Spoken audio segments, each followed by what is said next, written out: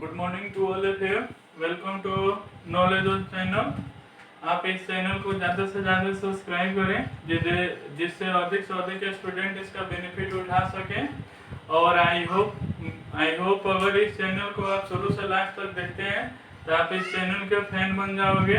तो आज हम क्लास 9 का एक बहुत important chapter rest and motion start करेंगे। तो उससे पहले हम कुछ मेजरमेंट के बारे में पढ़ते हैं।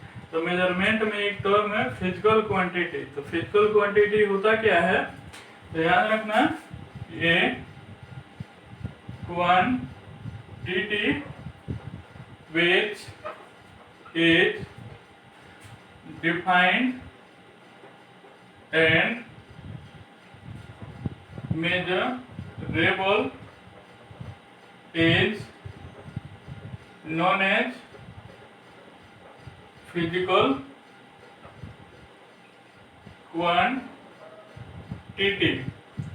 यानी वह क्वांटिटी जो वेल डिफाइन हो और ये क्या हो, मेजरेबल हो, यानी जिसको मेजर किया कर सकते हैं उसको हम क्या कहते हैं, फिजिकल क्वांटिटी।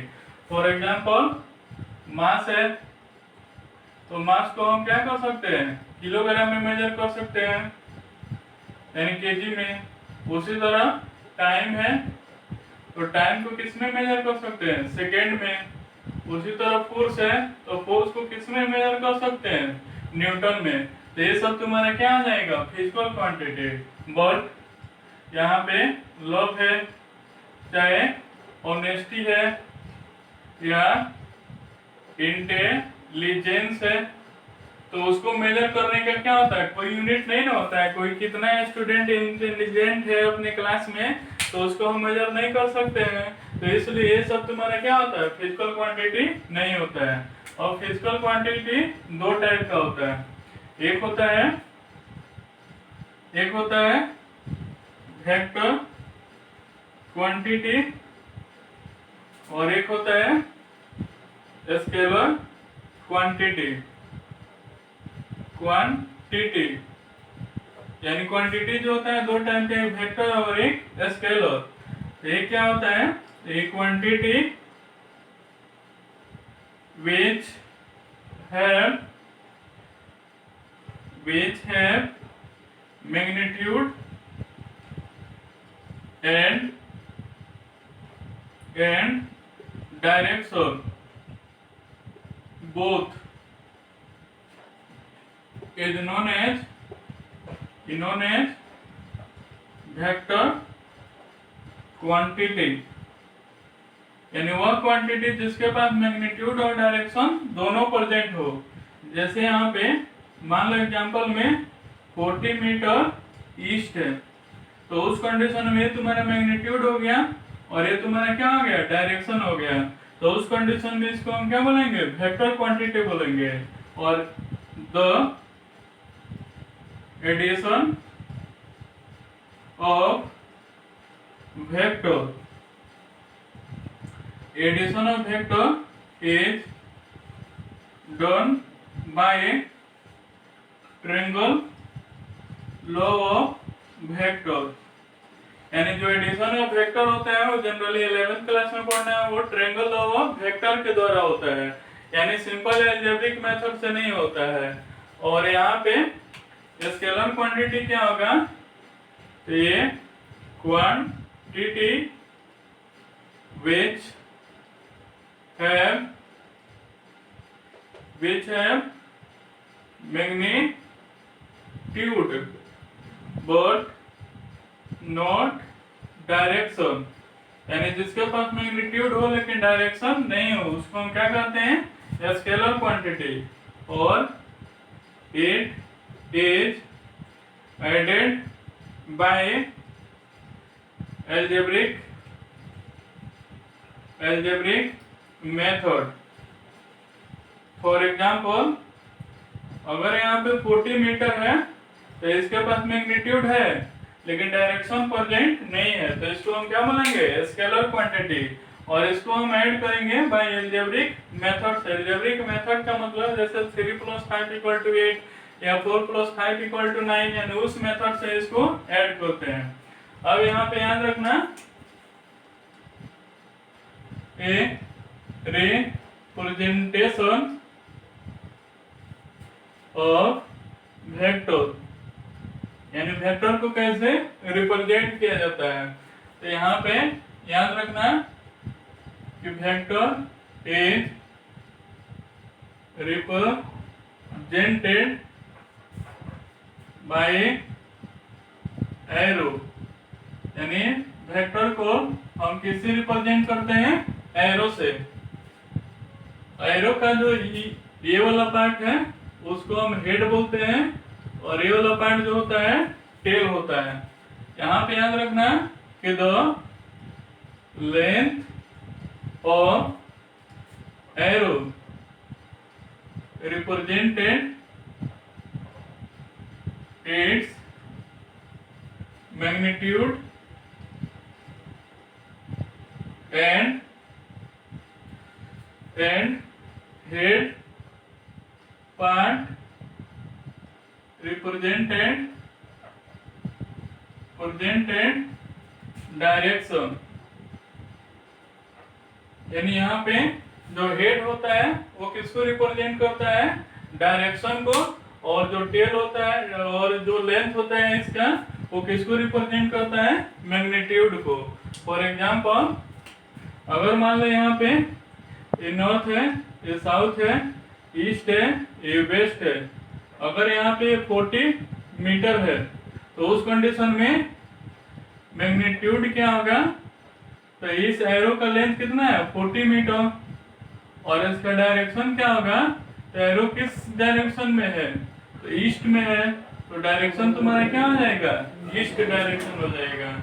अब यहाँ पे है, अब यहाँ पे पढ़ेंगे कि जो फिजिकल क्वांटिटी है, क्वांटिटी उसको दो पार्ट में डिफाइन किया गया है। दो पार्ट कौन कौन होता है, एक होता है फंडामेंटल क्वांटिटी और एक होता है डिराइव्ड क्वांटिटी, यानी एक होता है फंडामेंटल क्वांटिटी और एक क्या होता है, डिराइव्ड क्वांटिटी। फंडामेंटल की क्वांटिटी क्या होता है, तो does not depend upon other unit for measurement, यानी वह क्वांटिटी जो किसी दूसरे पे मेजरमेंट के लिए डिपेंड नहीं है उसी को हम फंडामेंटल क्वांटिटी कहते हैं। और ये कितना होता है, तो 7 होता है, वो आगे बताएंगे। और ये जो होता है वो does depend upon other quantity for measurement, यानी ये मेजरमेंट के लिए दूसरे पर डिपेंड करता है, तो उसको हम क्या कहते हैं, डिराइव्ड क्वांटिटी कहते हैं। तो यहाँ पे इसमें कौन कौन सा हो जाएगा कि except fundamental quantity all are derived, यानी फंडामेंटल क्वांटिटी को छोड़ देना तो बाकी जितना आएगा वो सब तुम्हारे किस में चला जाएगा, डिराइव्ड क्वांटिटी में चला जाएगा। अब यहाँ पे जानेंगे कि फंडामेंटल क्वांटिटी कौन कौन होता है। तो यहाँ पे फंडामेंटल क्वांटिटी हो गया, यहाँ पे सिंबल हो गया, और यहाँ पे SI यूनिट, यानी उसको किस में मेजर करते हैं। तो यहाँ पे फर्स्ट नंबर में मास, तो मास को कैसे रिप्रेजेंट करते हैं ये नहीं जानना है इसका, यानी मास यहाँ पे SI यूनिट लिख लेना, मास, तो मास का SI यूनिट किस में होता है, किलोग्राम।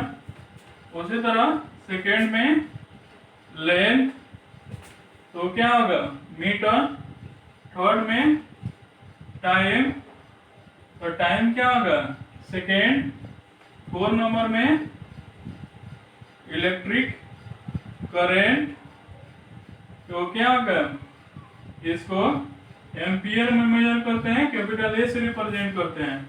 5 नंबर में टेम्परेचर, तो टेम्परेचर कैसे यूनिट केल्विन होता है, उसको के से रिप्रेजेंट करते हैं। 6 नंबर में अमाउंट ऑफ सब्सटेंस होता है, जिसको ऐसा यूनिट मोल होता है, और इसको MOL से रिप्रेजेंट करते हैं। और लास्ट ल्यूमिनियस इंटेंसिटी होता है, जिसका कैंडला होगा, और इसको CD से रिप्रेजेंट करेंगे। तो यहाँ पे mass, length, time, electric current, temperature के बारे में जानते हो, अमाउंट ऑफ सब्सटेंस के बारे में 9th में पढ़ना है, और ल्यूमिनस इंटेंसिटी तुम्हारे 11th में पढ़ना है। तो 9th में नेक्स्ट चैप्टर में पढ़ना है, यानी केमिस्ट्री में एटम एंड मॉलिक्यूल में। तो यहाँ पे याद रखना कि इसमें पूछ सकता है कि which is a fundamental unit, और ऑप्शन में रहेगा 4 ऑप्शन रहेगा, तो उसमें से कोई एक परसेंट रहेगा और 3 क्या रहेगा डेराइव्ड यूनिट, तो उसको क्या करना है, टिक करना है। अब यहाँ पे कैसे बात है कि कैसे समझ में आएगा कि वो डिपेंड कर रहा है या नहीं कर रहा है, तो सिंपली समझ सकते हो कि जैसे फोर्स तुम्हारा यानी 7 बजे छोड़ देना, तो बाकी सब क्या आ जाएगा डिराइव। तो जैसे फोर्स तुम्हारा क्या आता है ma, F equal to ma, तो जो फोर्स का मैग्नीट्यूड है वो किस पे डिपेंड है, मास पे और एक्सेलरेशन पे, दो पे ना डिपेंड है। तो उस कंडीशन में ये क्या होगा डिराइव, क्योंकि इसका वैल्यू इस पे और इस पे डिपेंड है। लेकिन मास निकालने का कोई फार्मूला होता है, उसी तरह लेंथ निकालने का, उसी तरह टाइम निकालने का कोई फार्मूला नहीं ना होता है। तो इसीलिए इसको हम किस में रखते हैं, फंडामेंटल क्वांटिटी में याद रखते हैं। तो याद रखना फंडामेंटल क्वांटिटी 7 होता है, और इस 7 को छोड़ देना, तो बाकी सब तुम्हारा किस में चला जाएगा, डिराइव्ड क्वांटिटी में चला जाएगा।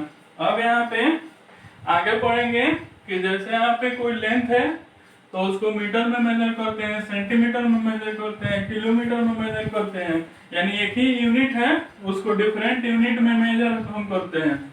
तो अब यहाँ पे पढ़ेंगे कि टाइप्स ऑफ यूनिट, और यहाँ पे यूनिट क्या होता है, तो एक क्राइटेरिया होता है जो किसी फिजिकल क्वांटिटी को मेजर करने में क्या करता है, हेल्प करता है। यानी यहाँ पे क्या लिख सकते हो, ये system which help to measure physical quantity, यानी जो फिजिकल क्वांटिटी को मेजर करने में हेल्प करते हैं उसी को हम क्या कहते हैं, यूनिट कहते हैं। तो यहाँ पे जो यूनिट होता है वो जनरली 4 टाइप का होता है। एक होता है CGS, एक होता है FPS, और एक होता है MKS, और एक होता है SI। तो CGS का मीनिंग क्या होता है, C for centimetre, G for gram और S फॉर सेकेंड। तो इसमें लेंथ को सेंटीमीटर में मेजर करते हैं, मास को ग्राम में मेजर करते हैं, टाइम को सेकेंड में मेजर करते हैं। इसमें लेंथ को फुट में मेजर करते हैं, मास को पाउंड में मेजर करते हैं, और टाइम को सेकेंड में मेजर करते हैं। इसमें लेंथ को मीटर में मेजर करते हैं, और मास को किलोग्राम में मेजर करते हैं, और टाइम को सेकेंड में मेजर करते हैं। और जो MKS है और SI है वो दोनों सेम है, यानी SI यूनिट में भी हम मास को केजी में, लेंथ को मीटर में, और टाइम को सेकेंड में। और याद रखना है SI का फुल फॉर्म क्या होता है, तो यहाँ पे इंटरनेशनल सिस्टम ऑफ यूनिट होता है। तो आखिर इसमें और इसमें क्या डिफरेंस है, तो यहाँ पे याद रखना कि जैसे किसी भी पर्सन का दो नाम होता है, घर का नाम होता है और एक कॉलेज या स्कूल का नाम होता है। तो जो कॉलेज और स्कूल का नाम होता है वो कोई भी जॉब करेगा या कोई भी वर्क करेगा या कोई भी ऑफिशियल जो पर्सन होंगे वो किस नाम से जानेंगे, कॉलेज के नाम से जानेंगे। लेकिन उसका कुछ कॉमन नाम भी होता है जो गांव के लोग उसका नाम रखते हैं, तो उसको क्या है वो एक पार्टिकुलर जगह के लोग जानते हैं। तो उसी तरह यहाँ पे मान लो मास है, तो मास का सेंटीमीटर फुट जो यूनिट होता है वो जरूरी नहीं है कि इंडिया में अगर मास को अगर ग्राम में मेजर करते हैं तो जरूरी नहीं है कि अमेरिका में भी जाओगे तो ग्राम में मेजर नहीं होगा। जो ऐसा यूनिट होता है वो पूरे वर्ल्ड में फॉलो होता है, और ये जो सीजीएस और एफपीएस होता है वो किसी पार्टिकुलर प्लेस पे फॉलो होता है, वो पूरे वर्ल्ड में फॉलो नहीं होता है। तो इसलिए अगर मान लो यहाँ पे इंडिया में लेंथ को सेंटीमीटर में मेजर किया जाता है, मान लो कि ब्रिटेन में जाते हैं तो वहां पे किलोमीटर में मेजर किया जाता है। तो मान लो यहाँ से कोई स्टूडेंट ब्रिटेन में जाता है पढ़ने तो उसको प्रॉब्लम होता है, तो उस प्रॉब्लम को दूर करने के लिए एक कॉमन यूनिट मान लिया गया। उसी कॉमन यूनिट को हम क्या कहते हैं, ऐसा यूनिट कहते हैं, और ऐसा यूनिट जो होता है पूरे वर्ल्ड में फॉलो किया जाता है। अब यहाँ पे पढ़ेंगे, अब यहाँ पे पढ़ेंगे काइनेमेटिक्स के बारे में। अब काइनेमेटिक्स का मीनिंग क्या होता है, तो यहाँ पे काइने का मतलब होता है मोशन, और यहाँ पे मैटिक्स का मतलब मैथमेटिक्स। यानी काइनेमेटिक्स क्या होता है कि एक ब्रांच ऑफ फिजिक्स होता है जिसमें हम मोशन के बारे में मोशन के स्टडी मैथ के हेल्प से करते हैं। और मोशन के स्टडी हम मैथ के हेल्प से क्यों करते हैं, कैसे करते हैं, तो अगर कोई बॉडी मोशन में है तो उसका स्पीड क्या होगा, कितना डिस्टेंस ट्रेवल किया है, कितना उसका वेलोसिटी क्या होगा, एक्सेलरेशन क्या होगा, ये सब क्या है मैथमेटिकल कैलकुलेशन होता है। तो इसीलिए काइनेमेटिक्स एक ब्रांच ऑफ फिजिक्स होता है जिसमें मोशन का हम स्टडी किसके हेल्प से करते हैं, मैथ के हेल्प से करते हैं। अब यहाँ पे जो मोशन होता है वो तीन होता है। एक होता है वन डायमेंशनल मोशन, एक होता है टू डायमेंशनल मोशन, और एक होता है थ्री डायमेंशनल मोशन। तो हमको केवल पढ़ना है वन डायमेंशनल मोशन। जो टू डायमेंशनल और थ्री डायमेंशनल है वो तुम्हारा 11th क्लास में है। तो वन डायमेंशनल में कौन आता है, तो यहाँ पे जो रेक्टिलिनियर मोशन जो है, यानी जो स्ट्रेट पाथ पे जो मोशन होता है उसको हम वन डायमेंशनल मोशन में रखते हैं। टू डायमेंशनल में कौन आता है, तो जो सर्कुलर होता है एंड पैराबोलिक मोशन, वो तुम्हारा किस में जाता है, टू डायमेंशनल में जाता है। टू डायमेंशनल का मतलब कि जैसे सर्कुलर मोशन है तो यहाँ पे तो एक्स एक्सिस में मूव कर रहा है और वाई एक्सिस में मूव कर रहा है, तो दो एक्सिस में मूव किया, तो इसीलिए टू डायमेंशनल में सर्कुलर एंड पैराबोलिक। पैराबोलिक का मतलब हुआ कि जैसे किसी स्टोन को अगर फेंकते हैं तो क्या होता है कि ऐसे जाके ऐसे आता है ना, तो ये वाला जो पाथ का जो मूवमेंट होता है उसको हम पैराबोलिक मोशन कहते हैं। 3D मोशन जो होता है वो तुम्हारा केमिस्ट्री में मिलेगा।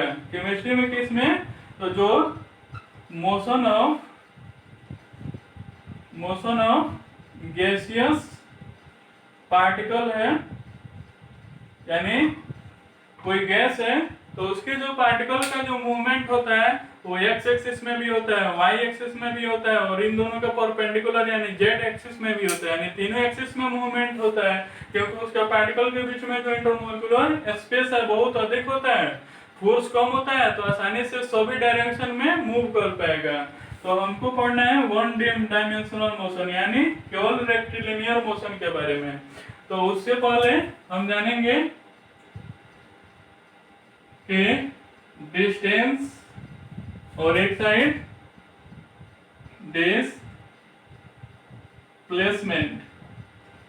यानी डिस्टेंस क्या होता है और डिस्प्लेसमेंट क्या होता है। तो डिस्टेंस क्या होगा कि the total path covered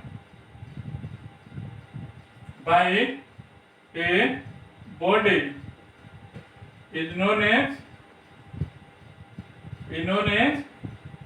distance. यानी किसी बॉडी के द्वारा जो टोटल पाथ कवर्ड किया जाता है उसको हम क्या कहते हैं? डिस्टेंस। डिस्प्लेसमेंट क्या होता है कि द शॉर्टेस्ट डिस्टेंस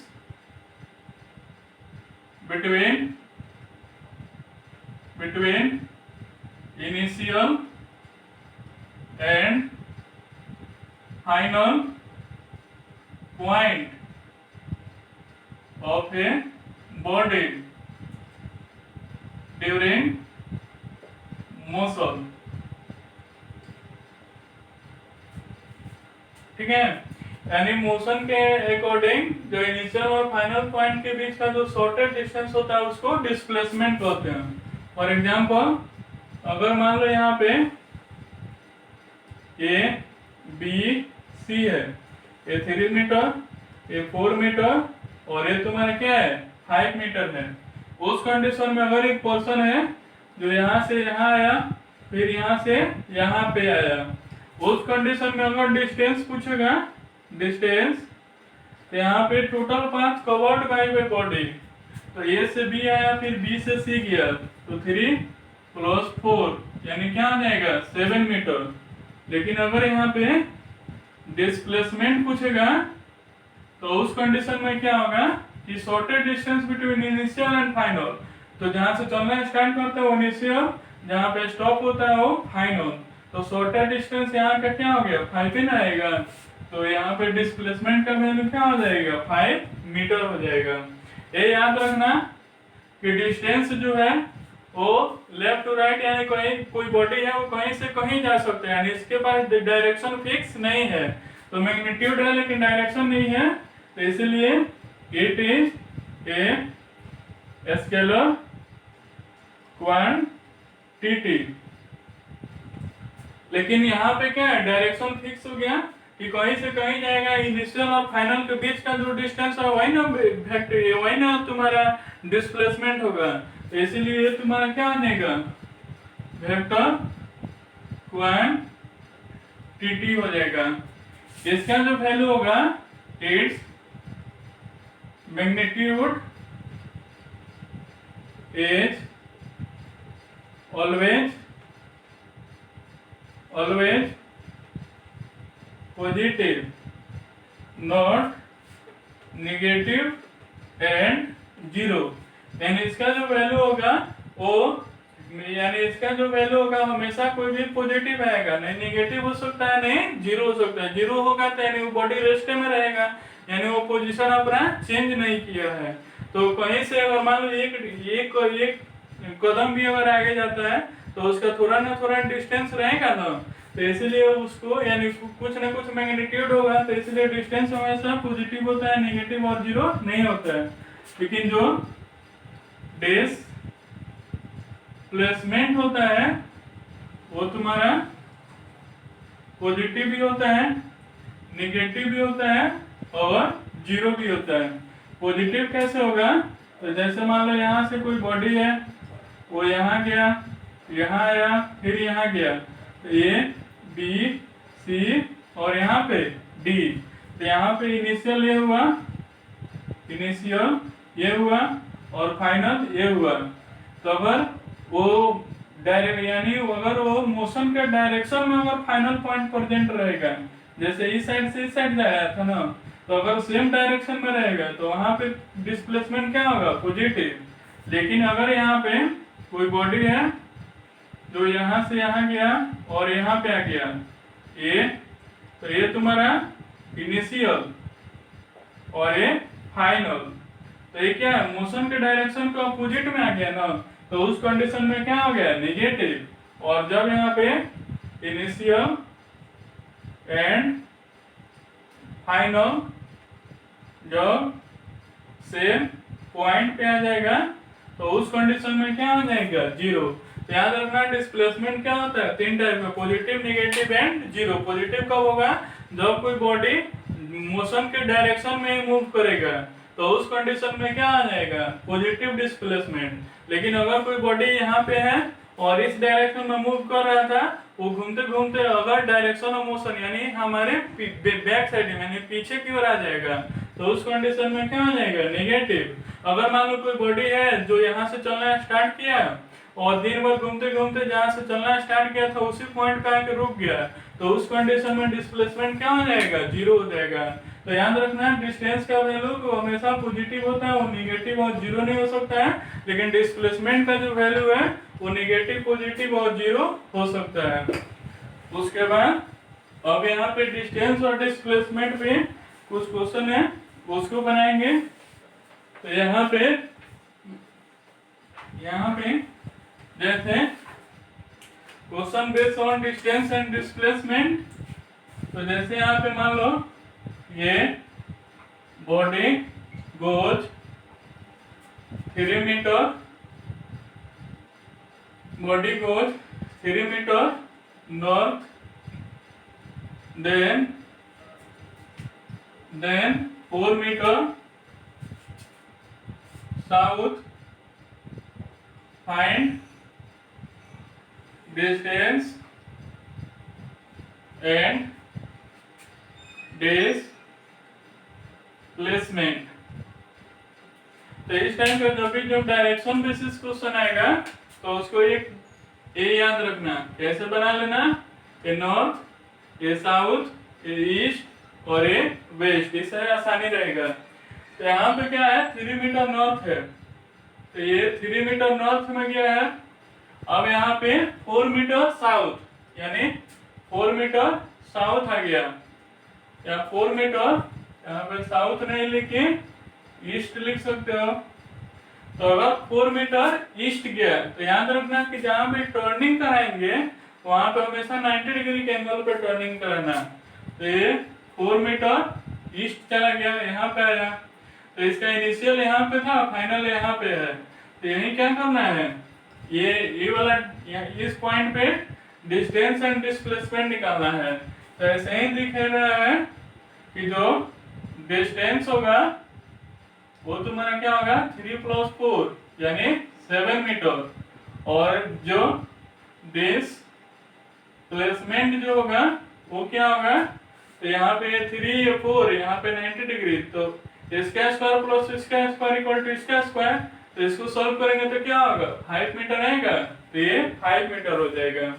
अगर मान लो यहाँ पे सर्कल से रिलेटेड अगर क्वेश्चन आता है, जैसे एक सर्कुलर पाथ है जिसका रेडियस क्या है, 14 मीटर है। अगर कोई बॉडी 2 कंप्लीट रेवोल्यूशन कर रहा है, यानी 2 कंप्लीट चक्कर लगा रहा है, तो उस कंडीशन में डिस्टेंस क्या होगा, डिस्टेंस एंड डिस्प्लेसमेंट। तो डिस्टेंस और डिस्प्लेसमेंट क्या होगा, तो डिस्टेंस तो तुम्हारा एक कंप्लीट रेवोल्यूशन में कितना पाथ कवर करेगा, तो जितना सर्कमफ्रेंस होगा उतना ही ना। तो यहाँ पे 2 और एक बार में कितना होगा, 2 पाई r, तो यहाँ पे 2 × 2 पाई की जगह पे 22/7 और r की जगह पे 14 कितना मीटर। लेकिन डिस्प्लेसमेंट क्या होगा, 0, क्योंकि मान लो यहाँ से चलना स्टार्ट किया तो 1 कंप्लीट रोटेशन में यहाँ पे आया, फिर सेकेंड कंप्लीट रोटेशन में यहीं पे आ जाएगा ना, तो जहां से चलना स्टार्ट किया था वहीं पे आके क्या हो गया, स्टॉप हो गया, तो इसलिए डिस्प्लेसमेंट क्या आएगा, 0 मीटर। लेकिन अगर यहाँ पे 1 कंप्लीट एंड हाफ रेवोल्यूशन,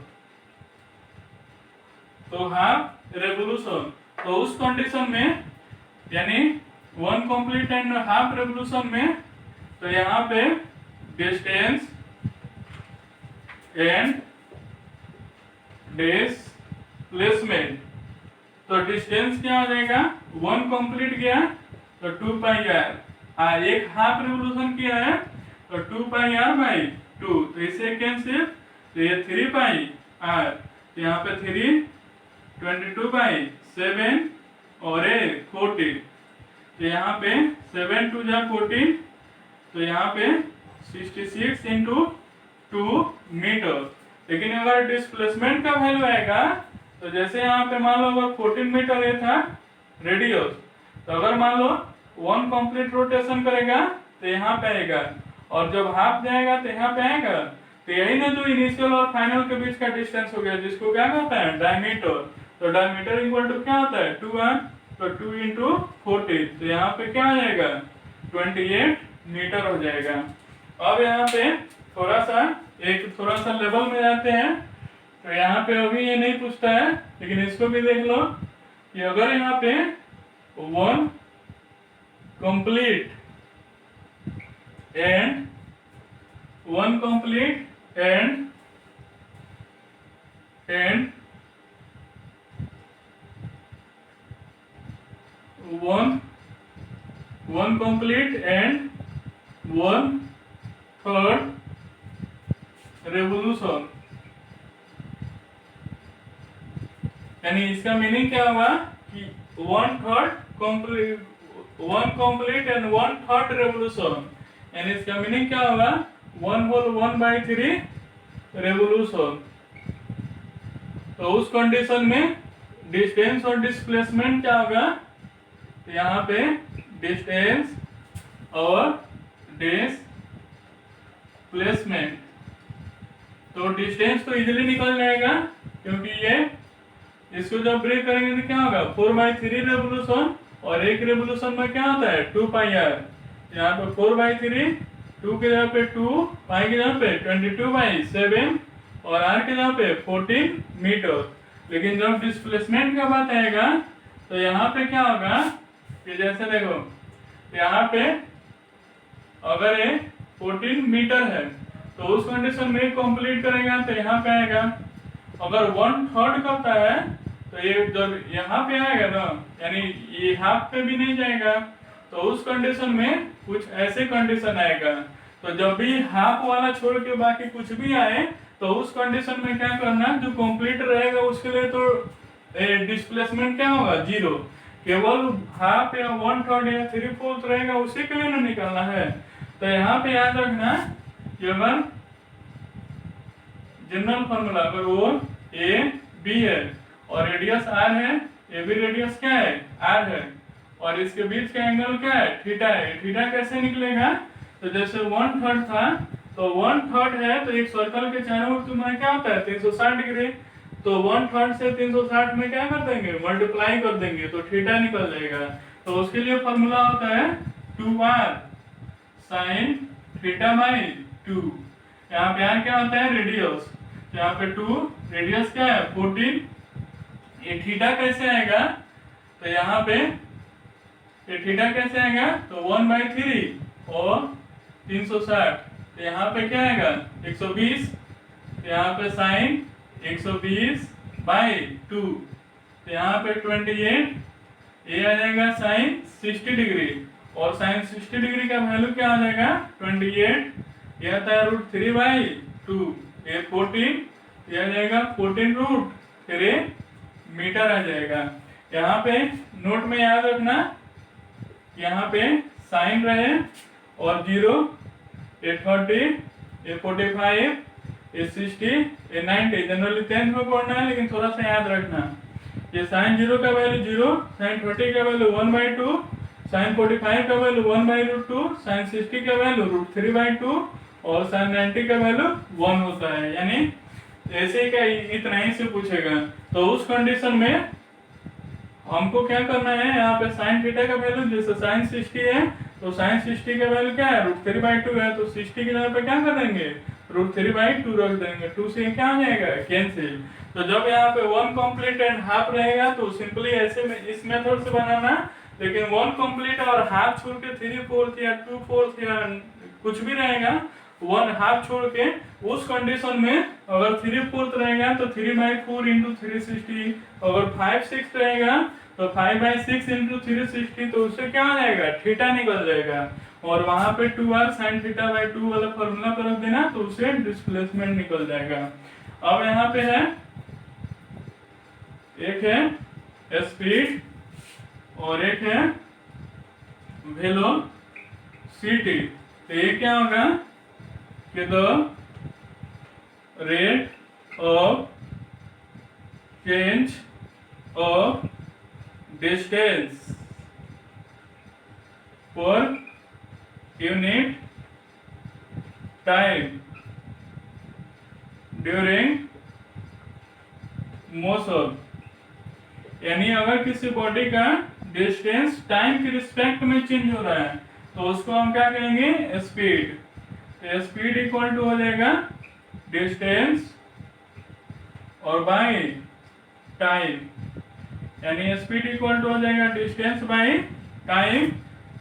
और यहाँ पे वेलोसिटी का रिलेशन डिस्प्लेसमेंट से है, तो ये क्या होगा कि the rate of change of displacement per unit time is known as velocity। तो यहाँ पे वेलोसिटी का जो रिलेशन है वो हो जाएगा डिस्प्लेसमेंट बाय टाइम। तो उस कंडीशन में यानी स्पीड किस पे डिपेंड करता है, डिस्टेंस पे, और वेलोसिटी किस पे डिपेंड करता है, डिस्प्लेसमेंट पे। तो अगर इसका भी ये साइनेट पूछेगा तो डिस्टेंस को मीटर में और टाइम को सेकेंड में, तो इसका भी ये साइनेट मीटर पर सेकेंड, यहाँ भी डिस्टेंस को मीटर में और टाइम को सेकेंड में, तो इसका भी ये साइनेट, यानी दोनों का साइनेट क्या होगा, मीटर पर सेकेंड। यहाँ पे जो डिस्टेंस होता है स्केलर क्वांटिटी, तो स्पीड भी तुम्हारा क्या आ जाएगा, स्केलर क्वांटिटी हो जाएगा। यहाँ पे डिस्प्लेसमेंट वेक्टर क्वांटिटी, तो वेलोसिटी भी क्या हो जाएगा, वेक्टर क्वांटिटी हो जाएगा। तो जैसे स्पीड का वैल्यू हमेशा पॉजिटिव होता है, नेगेटिव और जीरो नहीं हो सकता है, तो स्पीड भी क्या होगा, स्पीड ऑलवेज पॉजिटिव। और जैसे डिस्प्लेसमेंट पॉजिटिव नेगेटिव जीरो तीनों हो सकता है, तो velocity become positive negative as well as zero. अब यहाँ पे ये स्पीड और वेलोसिटी के बीच में डिफरेंस जान गए। अब यहाँ पे पूछता है कि टाइप ऑफ स्पीड और टाइप ऑफ वेलोसिटी के बारे में, और उसमें कुछ न्यूमेरिकल भी आते हैं, तो उसको कैसे जानेंगे, तो उसको आगे पढ़ते हैं। तो अब यहाँ पे है टाइप ऑफ स्पीड। तो यहाँ पे फर्स्ट नंबर में आता है यूनिफॉर्म स्पीड। तो यूनिफॉर्म स्पीड क्या होगा, तो ये body, if A body cover equal distance in equal interval of time, यानी अगर किसी बॉडी के द्वारा equal distance equal interval of time में कवर किया जाता है तो इसको यूनिफॉर्म स्पीड बोलेंगे। जैसे यहाँ पे कोई बॉडी है जो ए बी और यहाँ पे सी, तो 1 सेकेंड में अगर 20 मीटर गया, यहाँ भी 1 सेकेंड में अगर 20 मीटर गया, तो यहाँ पे equal distance equal interval of time में कवर किया, तो ये इस बॉडी का जो स्पीड होगा वो क्या होगा, यूनिफॉर्म हो जाएगा। सेकेंड में नॉन यूनिफॉर्म स्पीड, तो ये क्या हो जाता है, equal unequal distance in equal interval of time, तो उसको क्या कहेंगे, नॉन यूनिफॉर्म स्पीड कहेंगे। जैसे यहाँ पे कोई बॉडी है, अगर मान लो ए बी और सी है, ये 1 सेकेंड में अगर 10 मीटर गया और अदर 1 सेकेंड में अगर 20 मीटर गया, यहाँ पे इक्वल टाइम में अनइक्वल डिस्टेंस कवर हुआ, तो इसको हम किस में रखेंगे, नॉन यूनिफॉर्म स्पीड में रखेंगे। उसके बाद आता है एवरेज स्पीड। ये क्या होता है कि the ratio of total distance covered by a body and total time taken। तो उस कंडीशन में हम क्या करेंगे कि जैसे यहाँ पे ए बी और यहाँ पे सी है, ए x1 है, ए x2 डिस्टेंस है, ए t1 और ए t2 डिस्टेंस है, तो उस कंडीशन में एवरेज स्पीड क्या होगा, यहाँ पे total distance by total time. तो टोटल डिस्टेंस क्या होगा x1 प्लस x2 और टोटल टाइम क्या आ जाएगा t1 प्लस t2। तो इस कंडीशन में हम क्या करते हैं एवरेज स्पीड निकालते हैं। और 4 नंबर में आता है इंस्टेंटेनियस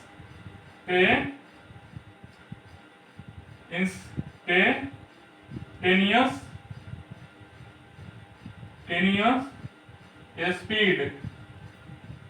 तो यहाँ पे ये क्या होगा speed of a body at certain time. यानी किसी पार्टिकुलर जैसे हम बाइक चला के जा रहे हैं, अचानक कोई पीछे से बाइक वाला आया और पूछा कि इस समय स्पीड क्या है, तो अगर किसी पार्टिकुलर टाइम में जो स्पीड होता है उसको हम क्या कहते हैं इंस्टेंटेनियस स्पीड कहते हैं। इसको 11th क्लास में पढ़ना है। ये जो होता है डिफरेंशिएशन मेथड से कैलकुलेट किया जाता है, तो इसको नहीं पढ़ना है हमको, केवल ये एवरेज स्पीड से कुछ न्यूमेरिकल आते हैं। उसी तरह यहाँ पे टाइम और वेलोसिटी देखोगे तो ये क्या होगा कि टाइप ऑफ वेलोसिटी, तो उस कंडीशन में उसी तरह यूनिफॉर्म वेलोसिटी होता है, उसी तरह नॉन यूनिफॉर्म वेलोसिटी होगा, उसी तरह 3rd नंबर में एक एवरेज वेलोसिटी होगा। तो जैसे ये था वैसे ही ये रहेगा, यूनिफॉर्म रहेगा। तो equal displacement in equal interval of time, तो उसको क्या कहेंगे यूनिफॉर्म वेलोसिटी। नॉन यूनिफॉर्म रहेगा तो equal unequal displacement in equal interval of time, तो नॉन यूनिफॉर्म। एवरेज रहेगा तो ratio of total displacement cover by a body and total time taken, तो वो तुम्हारा क्या आ जाएगा एवरेज वेलोसिटी में चला जाएगा। इसमें एक बहुत इंपॉर्टेंट न्यूमेरिकल इस बेसिस पे आता है कि अगर कोई बॉडी है ए है और एक बी है, अगर कोई बॉडी है a body cover A to B with v1 speed या velocity and b to a with v2 speed, then average speed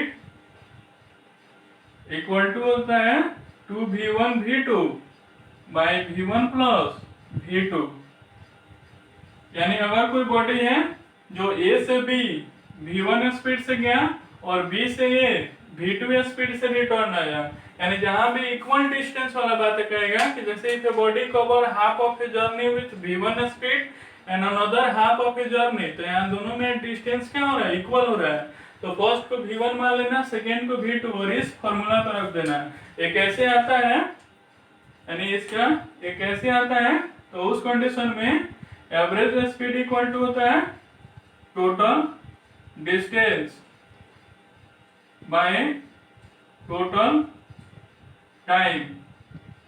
तो उस कंडीशन में अगर मान लो इन दोनों के बीच का डिस्टेंस क्या है d है, तो यहाँ पे d गया और फिर d आया, और जाने का समय अगर t1 है और आने का समय t2 है, तो उस कंडीशन में t1 नहीं ना दिया है, टाइम नहीं दिया है, लेकिन यहाँ पे स्पीड दिया है ना, तो जाने टाइम में यानी a गोज और को जाने टाइम के लिए टाइम निकालना, तो डी इक्वल टू क्या होता है एस टी। तो डी के जगह पे डी होगा, एस के जगह पे v1 हो जाएगा और टी के जगह पे t1। तो यहाँ पे d by v1 equal to क्या आ जाएगा t1। उसी तरह यहाँ पे d equal to S T. तो डिस्टेंस के जगह पे क्या आ जाएगा डी, एस के जगह पे v2 और t के जगह पे t2। तो यहाँ पे d by v2 equal to क्या आ जाएगा t2। तो उस कंडीशन में क्या आ जाएगा कि जब यहाँ पे रखेंगे 2d, यहाँ पे t1 प्लस t2 का वैल्यू रखेंगे तो d by v1 d by v1, तो d कॉमन आ जाएगा, ये 1 by v1 plus 1 by v2 आ जाएगा। अब ये d से d क्या आ जाएगा कैंसिल। जब इसको सॉल्व करोगे तो 2v1 v2 by v1 plus v2। तो याद रखना कि अगर कोई बॉडी है ए से बी v1 स्पीड से गया और बी से ये v2 स्पीड से आया, तो जो एवरेज स्पीड होता है वो क्या होता है 2v1 v2 by v1 plus v2। इस कंडीशन में जैसे यहाँ पे मान लो कि ए बॉडी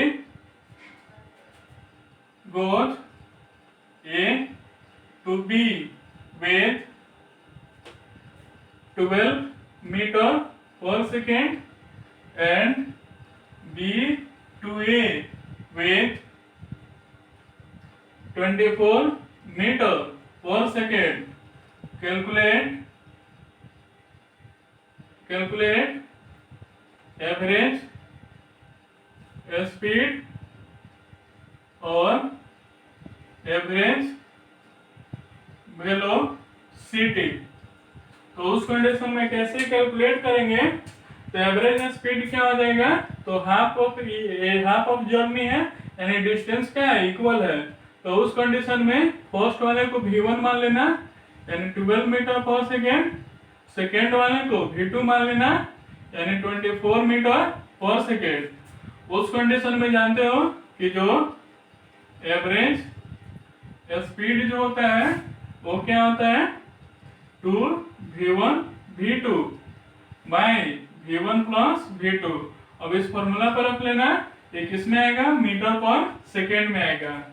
अब एवरेज वेलोसिटी है, तो एवरेज वेलोसिटी के लिए क्या होगा, ये क्या होगा, तो एवरेज वेलोसिटी इक्वल टू होता है डिस्प्लेसमेंट यानी टोटल डिस्प्लेसमेंट बाय टाइम। तो यहाँ पे डिस्प्लेसमेंट क्या होगा जीरो, क्योंकि जहां से गया था वहीं पे आके रुक गया, तो 0 बाई टी यानी ये क्या आ जाएगा 0 मीटर आ जाएगा।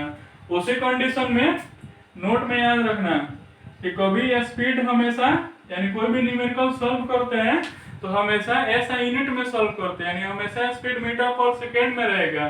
तो कभी कभी स्पीड अवर किलोमीटर पर आवर में दिया रहेगा तो उसको 5/18 से क्या कर देंगे मल्टीप्लाई, तो किसमें चेंज हो जाएगा कि मीटर पर सेकेंड में। जैसे एग्जांपल में अगर 54 किलोमीटर पर आवर है तो यहाँ पे 54 इंटू 5/18, तो 18 3 जा तो ये 15 मीटर पर सेकेंड आ जाएगा।